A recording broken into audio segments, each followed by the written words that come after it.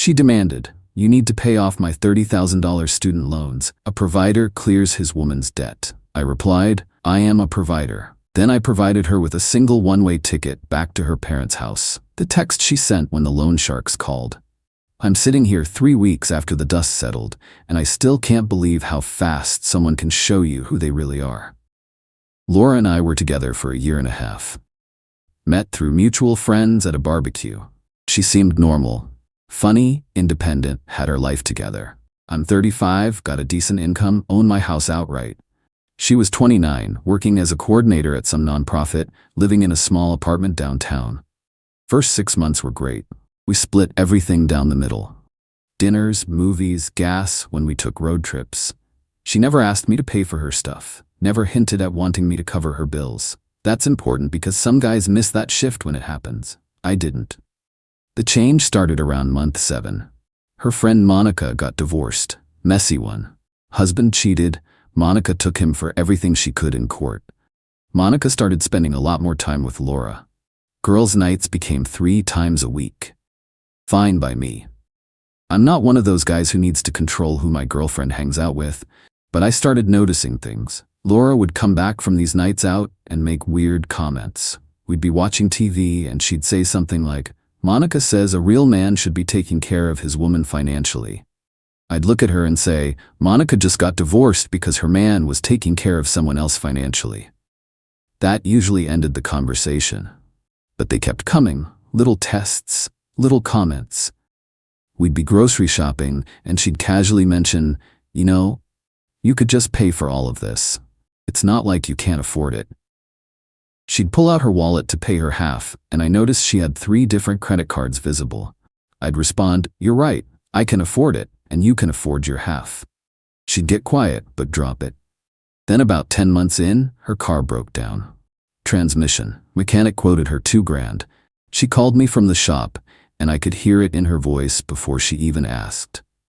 "Babe, I don't have $2,000 right now. Could you cover it? I'll pay you back."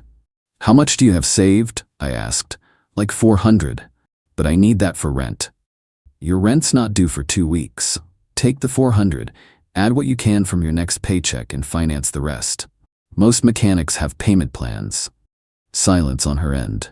Then, "Seriously? You're really not gonna help me?" I didn't say I wouldn't help. I said you need to handle it yourself first. If you can't make the numbers work, we'll talk. She hung up on me. Didn't talk to me for 2 days. Then suddenly she was fine again. Back to normal, acting like nothing happened. We wouldn't talk about money for weeks after these incidents, and I thought maybe she'd finally gotten the message. Later I found out Monica lent her the money. That should have been a bigger red flag than it was. Month 11. We're at dinner with her parents. Nice people. Her dad's a retired electrician. Mom's a substitute teacher. Middle-class folks. During dinner, Laura's mom mentioned something about Laura's student loans. "Honey, I saw you made another payment. Are you keeping up okay with those?" Laura nodded. "Yeah, it's fine. I've got it under control." Later in the car, I asked, "How much do you owe on those loans?" "Like 30,000. Why?" "Just curious, what's your monthly payment?" 300 and change. It's manageable." "Good. That's not too bad." She got quiet. Then, "Would be nice not to have that payment hanging over me. Keep chipping away at it, you'll get there." She didn't respond. But I felt something shift in the car. Like she'd been expecting me to offer something, and I hadn't taken the bait. Month 13. This is where Monica really ramped up her involvement. Laura started sending me links to social media posts, videos of women talking about what men should provide in relationships, articles about how a man who loves you invests in your future, screenshots of some influencer saying, "If he can't clear your debt, he's not serious about you." I'd ignore most of them. But one night she sent me a video with the caption, "This is actually really true." I watched it. Some woman talking about how a real provider takes care of his woman's financial burdens. How clearing her student loans shows you're committed to building a future together. I texted back, "I'm committed to building a future with someone who handles their own responsibilities." Her response came fast. "So you're saying you won't help me if I need it?" "I'm saying you don't need help with money you borrowed and agreed to pay back. That's your debt from before me." "Wow, that's really cold. That's reality. I'm not your father or your bailout plan. She showed up at my house an hour later. We had it out. She cried, said I was being selfish, said if I loved her, I'd want to help her. I told her love doesn't mean erasing consequences for choices she made before she met me. She left angry. Next week she was fine again. Back to normal. I thought maybe she'd dropped it. Month 15. Her birthday. I took her to a nice restaurant, bought her a weekend trip to a bed and breakfast upstate. Spent about $800 total. She seemed happy. Posted all over social media about what an amazing boyfriend I was. 2 days later, Monica commented on one of Laura's posts. He can spend $800 on a weekend, but won't clear your student debt? Interesting priorities. Laura liked the comment. That's when I knew this wasn't going away.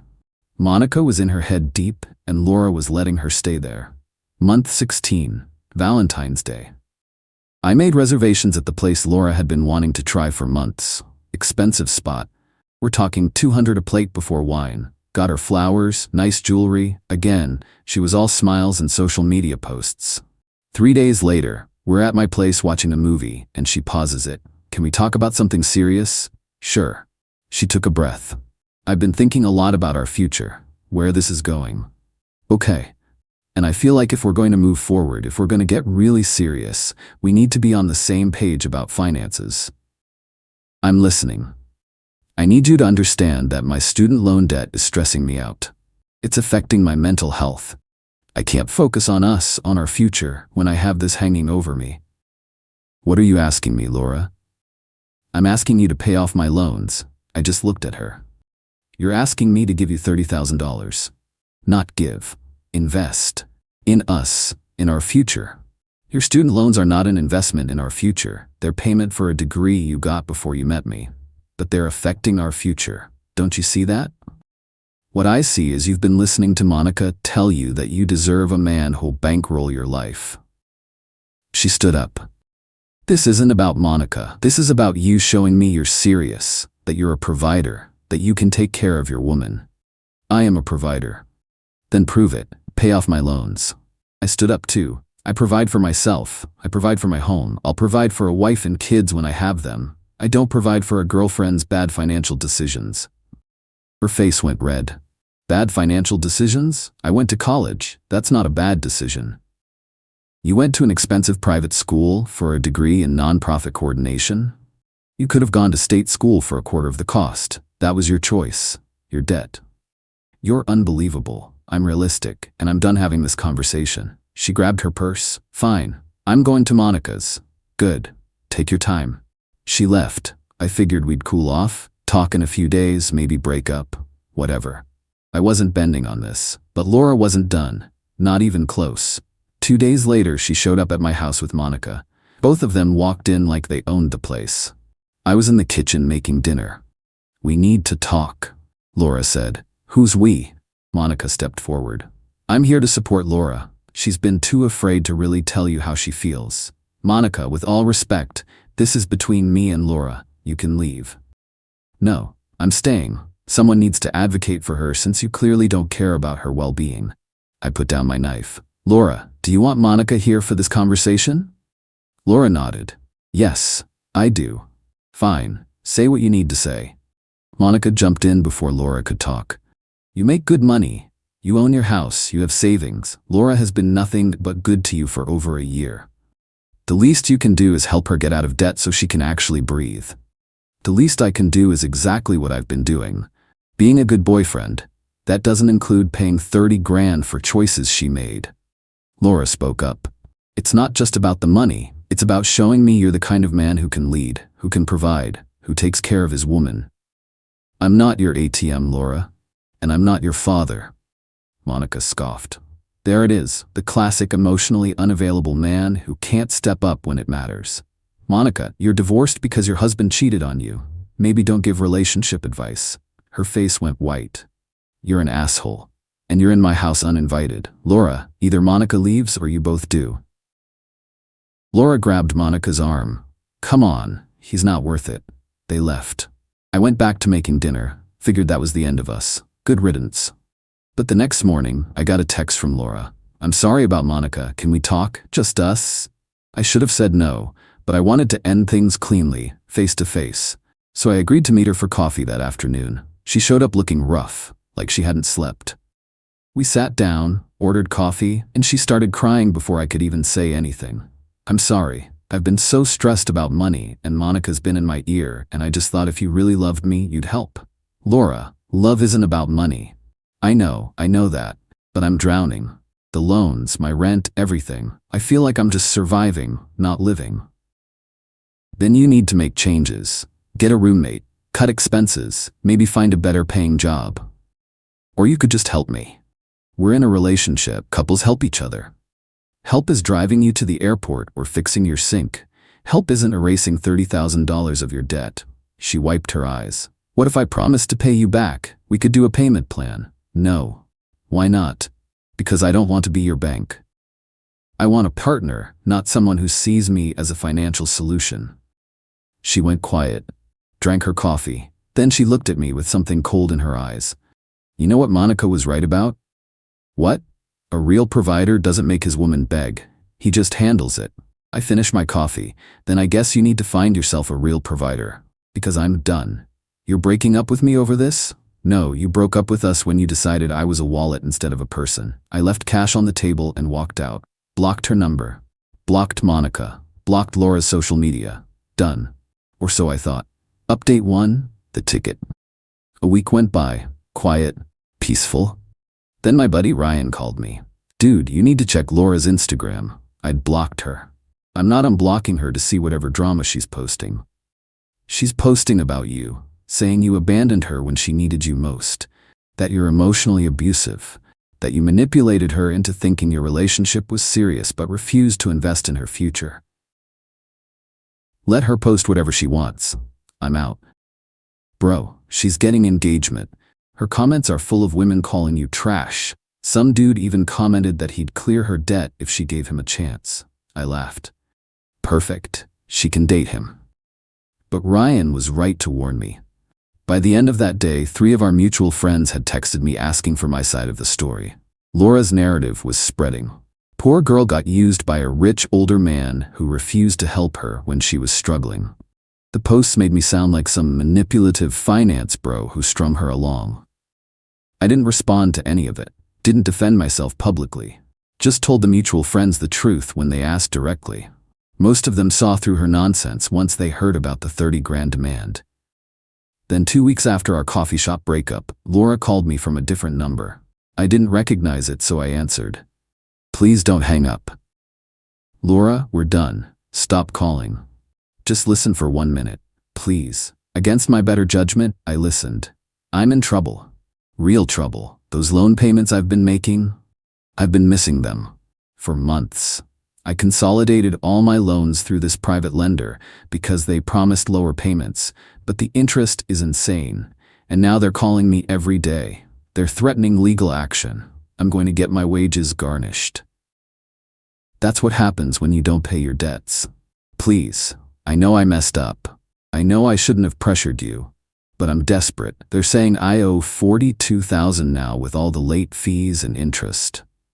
I paused. "You told me it was $30,000. It was, but when I refinanced with that company, they charged me almost $5,000 just in origination and processing fees up front. Then I started missing payments because the new payment was actually higher than my old one, and they hit me with late fees every time. $50 per missed payment, and I missed like 6 months. Plus, their interest rate is 14%, way higher than my federal loans were. Everything just kept adding up and capitalizing. It's 42 now, and that's not even counting the credit cards." Credit cards? I have about 15,000 in credit card debt. I was using them to make my loan payments when money got tight. My stomach dropped.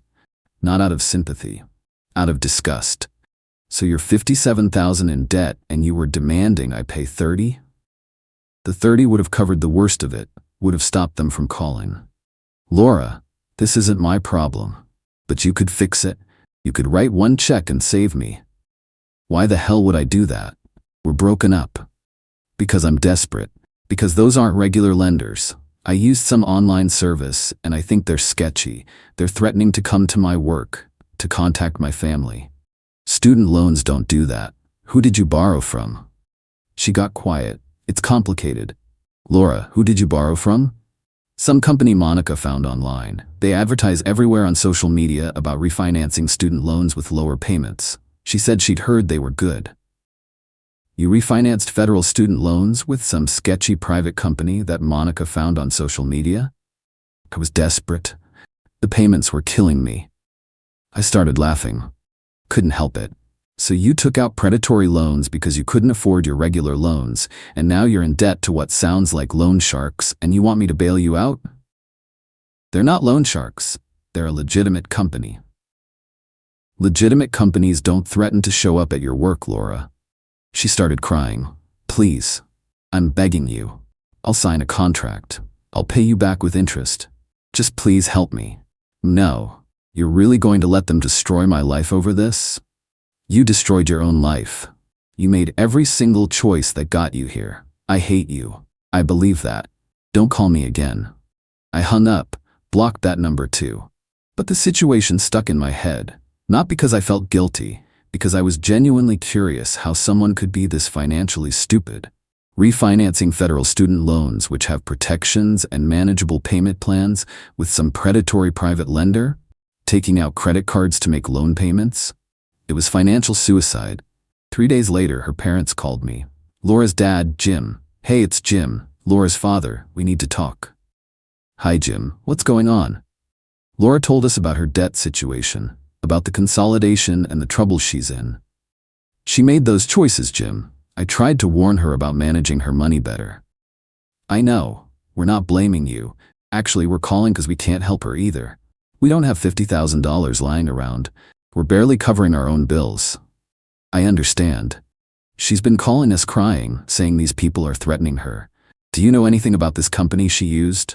No, just that Monica recommended them and they sound predatory. Jim sighed. That Monica is bad news. Ever since she got divorced, she's been filling Laura's head with nonsense. We tried to tell Laura, but she wouldn't listen. Jim, I'm sorry your daughter's in trouble, but I'm not paying her debt. We're not asking you to. We just wanted to know if you knew anything that could help. Guess not. We hung up. I felt bad for Jim and his wife. They seemed like decent people who raised a daughter that got poisoned by a bitter divorcee and social media nonsense. That weekend, I went out with Ryan. We're at a bar, having beers, and he asks, "You hear from Laura lately?" Her dad called. She's apparently in deeper trouble with those predatory loans. Serves her right. Agreed. But you know what pisses me off most? What? She had a manageable situation. 30 grand in federal loans, $300 a month. She could have paid that off in 10 years, maybe refinanced legitimately later. Instead, she panicked, listened to Monica, and turned a manageable problem into a catastrophic one, all because she wanted someone else to fix it for her. Ryan nodded. Some people are allergic to accountability. Monday morning, I got another call, this time from Monica. You need to help Laura. Who is this? How did you get my number? You know who this is, and I got your number from Laura's phone before you blocked her. She's in crisis, and you're the only one who can help. Monica, I'm going to say this once. Laura's debt is not my problem. She made those choices. She listened to your terrible advice. She refinanced with some predatory company that you recommended. You want to help her? You pay her debt. I don't have that kind of money. Neither do I. Not for her. Yes, you do. You're just selfish. You have savings, a house, a good income. You could help, but you won't. You're divorced because your husband couldn't keep it in his pants. Don't lecture me about relationships or money. You're a coward. A real man would step up. A real man doesn't enable financial stupidity. A real man doesn't pay for someone else's mistakes. And a real woman doesn't manipulate her boyfriend into bankrolling her life. She hung up on me. That night, Laura texted from yet another new number. The company is sending someone to my work tomorrow. I'm going to lose my job. This is your fault. You could have prevented this. I didn't respond, but the next day I did something petty. Something I'm not proud of, but don't regret. I sent Laura a Greyhound bus ticket. One way. From our city to her parents' town 4 hours away. Emailed it to her with a message. You wanted a provider? I'm providing you with transportation back to people who actually love you enough to tell you the truth. Good luck. She called me immediately, screaming. A bus ticket? Are you kidding me? This is your response? You wanted me to be a provider. I'm providing. That's what you get. I'm not going to my parents. I live here. I have a job here. For now, when your wages get garnished and you can't afford rent, that ticket will still be good. Keep it handy. You're sick. I'm practical. You wanted me to invest in your future. Consider that ticket my final investment. Use it or don't. I don't care. I hung up and blocked the new number. Update 2. The fallout. 2 weeks later, Ryan texted me a screenshot. Laura had posted on Facebook. Sometimes you think you know someone. Then they show you who they really are when you need them most. I'm moving home to rebuild my life away from toxic people. Thank you to everyone who supported me. The comments were a mix. Some of her friends saying they'd miss her, others saying she deserved better. But a few people, including someone I didn't know, commented, "Did you ever think that maybe you're the toxic one? Running away from your problems instead of dealing with them?" Laura deleted the comment within minutes, but it was already screenshot and shared. I found out from Jim, who called me a week later, that Laura had indeed lost her job. Not because of the loan situation directly, but because she'd been spending hours on her phone during work dealing with the debt collectors. Her performance had tanked, and she'd burned through all her leave time taking mental health days. They finally let her go. "She's back home with us," Jim said. "Using that bus ticket you sent, actually." She used it? Didn't have a choice, couldn't afford rent after losing her job. Packed what she could fit in 2 suitcases and took the bus home. How's she doing? Angry, bitter, blames everyone but herself. We're trying to talk sense into her, but it's not working. She keeps saying you destroyed her life. Jim, I'm sorry you're dealing with this. Not your fault. We raised her better than this, but somewhere along the way she lost the plot. Started thinking the world owed her something. What's she gonna do about the debt? We got her in touch with a real financial advisor, guys helping her figure out if she can file for bankruptcy or work out payment plans. It's a mess. That company she refinanced with is one step away from being a straight-up scam operation. I tried to tell her not to make stupid financial moves. We did too. She didn't listen. Monica told her what she wanted to hear, and she ran with it. We talked for a few more minutes. Jim thanked me for being straight with him and said if I was ever in their area, I should stop by for dinner. Decent guy. A month passed. Then I got a text from a number I didn't recognize. "This is Monica. Laura's in the hospital." My stomach dropped despite myself. What happened? Panic attack. She's been having them constantly since the debt situation exploded. The stress is killing her. I hope you're happy. Is she okay? She will be. No thanks to you.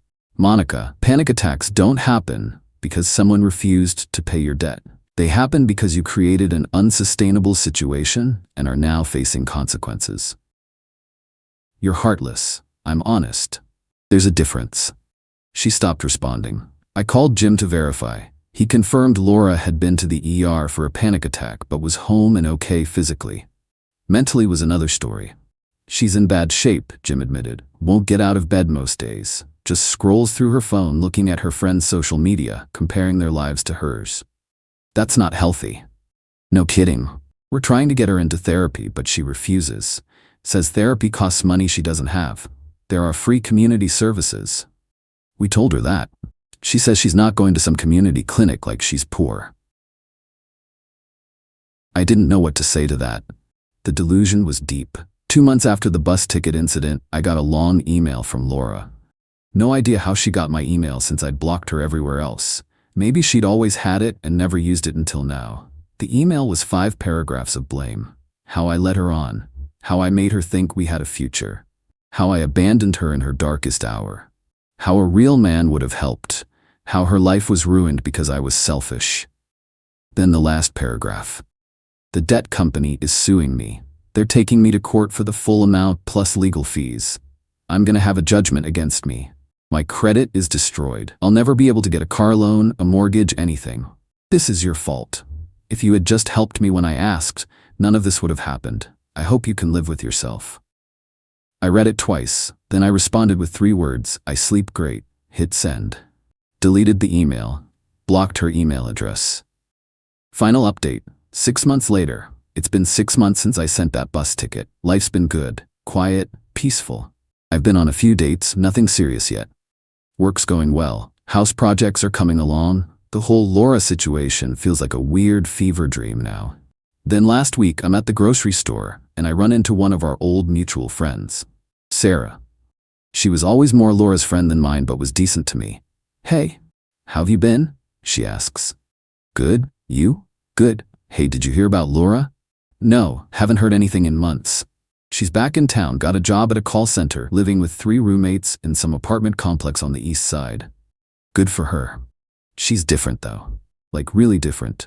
Quieter, less social media. I think everything that happened humbled her. Sometimes hitting rock bottom does that." Sarah nodded. "She asked about you once. I told her you were doing well." She just nodded and changed the subject. "How much does she still owe on that debt?" "From what I heard through the grapevine, the lawsuit's settled. She's on a payment plan with the company, paying like $600 a month for the next 10 years or something. Her wages from the call center barely cover it, and rent. She's broke." "That's rough." "Yeah.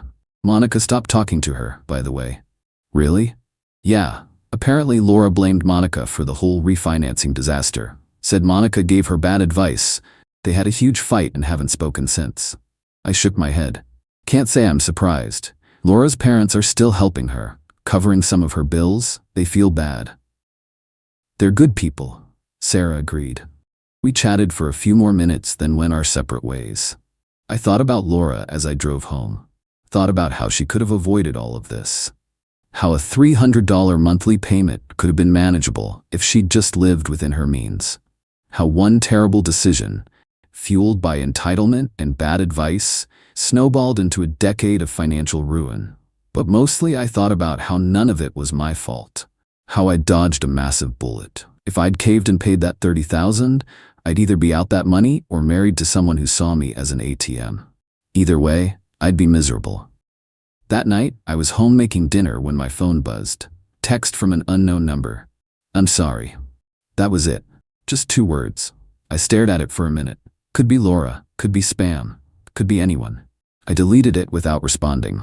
Some people need to learn that sorry doesn't fix the consequences of your choices. It doesn't erase debt. It doesn't rebuild trust. It's just a word people say when they realize they've burned a bridge they wish they still had. I'm not that bridge anymore. I'm not anyone's provider except my own. And honestly, that's exactly how it should be.